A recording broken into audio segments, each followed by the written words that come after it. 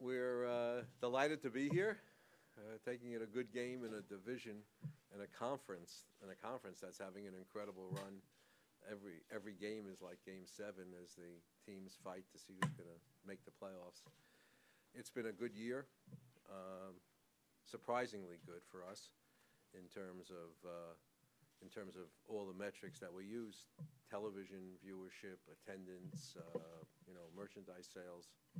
Much better, I think, than we had a right to expect, but we'll take it because it's a lot of fun.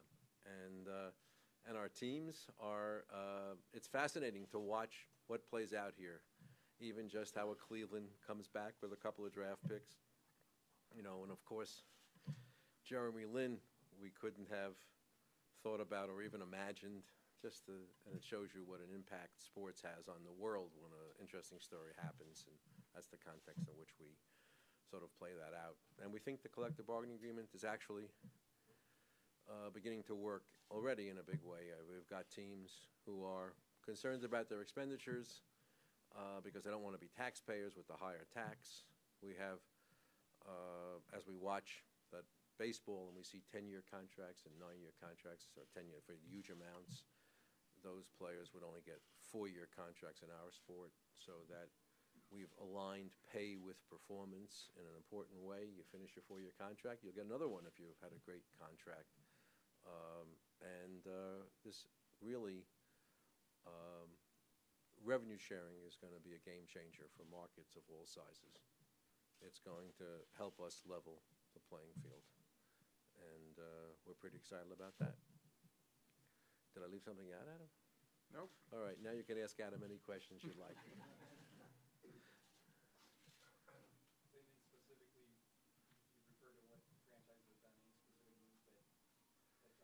Well, yeah. I think that I've seen teams. I've only get. Hey, Joe, how are you? I see accusations being made or observations being made that the Lakers may have had some transactions that had to do with reducing payroll because of the impending tax. I think that Tyson Chandler, I think that Dallas made a decision that Tyson Chandler, J.J. Barrera, Caron Butler, all good players, all participants on a championship team, with long-term deals would have completely eliminated flexibility, and so you begin to see that. That's happening every day in our league. When you saw, Indiana signed a great player in David West for 2 years, because the third year is an important year. That's when the tax goes up so much. And I'm sure he'll get the way he's performing, he'll get another contract, and a good one, but it's pay for performance rather than do things that give you pause. And so our teams are looking at it very, very carefully. Mark Elfenbein, one of the fan, home of the Dallas Mavericks, by the way, defending champions. Has the condensed schedule worked out to what you thought it would be with all the back-to-back-to-back games, and the season played out the way you thought? Yeah, I think so.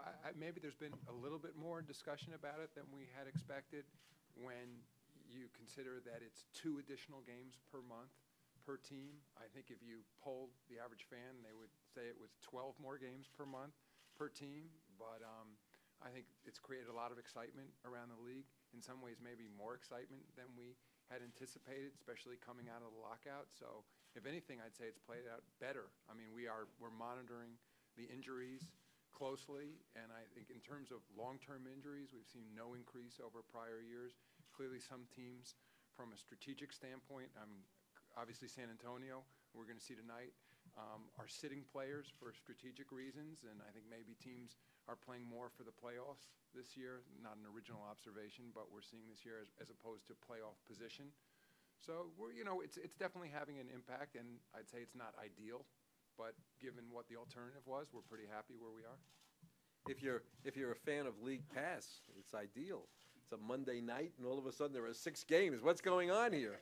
There's no night that you can't get some action on NBA League Pass. Pretty exciting. But we get some pretty interesting situations. You know, some people are never satisfied. I was reading one reporter wrote, this team won back to back to back. And it shows about the strength of NBA players, unless the teams they were playing were more tired than they were. Well, how could it be more tired? You weren't playing the same back to back to back. So it depends upon the outlook. And you do get some situations. I thought when I saw Did Not Dress Old, they were talking to me. But apparently Mr. Duncan stole that one. Bob Warner, Associated Press. Do you have any feelings about the change that the NCAA has made in their dates where they can their players can declare for the draft and it's like an earlier date than you guys' date? Or does it make it tougher for the player? It makes it. I believe it makes it harder for the player, but that's a can that I don't want to open up. Other than to say that you know, we would like to make it as easy for the players as possible, and if the NCAA would spend a little less time talking about whether players should stay in school for 1 year and 2 years, and enforce their rules equally, so that hockey players can talk to agents, but basketball players can't. I think, to me, the most important thing is to get kids in college the most informed advice they can get without losing their eligibility. That's what they should be focusing on. And hopefully they'll get around to it because it seems fair and just. I think you just lost your Final Four tickets. You know, that's okay. I think, you know, we invited Mark to All-Star, so, you know, we'll make it up to him someplace else, maybe the finals. The one and done issue has become another talking point in the NCAA tournament, Commissioner. Yeah. Is there anything that the NBA can do to incentivize kids to stay longer? You know, all I'm going to say is one thing, and then I'll never be invited even to a college game. Although the athletic director at Rutgers invites me to the Big East tournament, but Rutgers is not having a great run this year. Do we have patience now as far as possibly a future team in Seattle, or could there be a team that could possibly go there before that building's done? It's a chicken and egg, and we don't have any plans to expand, and we're working arduously in Sacramento and New Orleans both to keep the teams that are there. So I can't predict, although we're always encouraging of, you know, of first-class, world-class buildings. I think it would be better if they sort of scoped them out in a way that demonstrated that they could make money or not lose money without an NBA team, because you just can't predict or project. But we are encouraging of that, and in fact, I was very encouraging of it some years back, but it wasn't to be. Does the NBA have any involvement with the Sacramento Arena deal right now? Does the NBA? The question is, does the NBA have any involvement with the Sacramento Arena deal? Yeah, we sat there with the Maloofs, and we worked out an arrangement by which they would make contributions to the arena. We've met last week with AEG to assist in the terms of the pre-development agreement and the lease terms. We're very much sort of counsel to the situation, but really deeply involved in the situation to smooth it. We're very impressed with the work that Mayor Johnson has done to bring the outline of this tentative deal together, and we're committed to supporting it. You know, we're setting the stage, we hope, for it to be encouraging. We made a deal with the state that will, when a new owner is found and the deal is completed, that will be a substantial plus to the team and the fans, because it'll involve a significant amount of capital improvements, tax credits, and the like, so that's important. We're in the final throes of negotiating a new cable TV deal, and we're in discussions with multiple groups about making a deal. We don't have a deal yet. Okay, what's your question? Hi, David. How are you? Good to see you. You guys have had instant replay in the NBA on certain situations, and that seemed to work out well. Are you looking at other parts of the game that you might go to replay on as well? You looking at me? You know, our competition committee has the final word in these matters, but I think there's going to be a very robust discussion about goaltending, which I'm not going to mention LaMarcus Aldridge and the Portland game.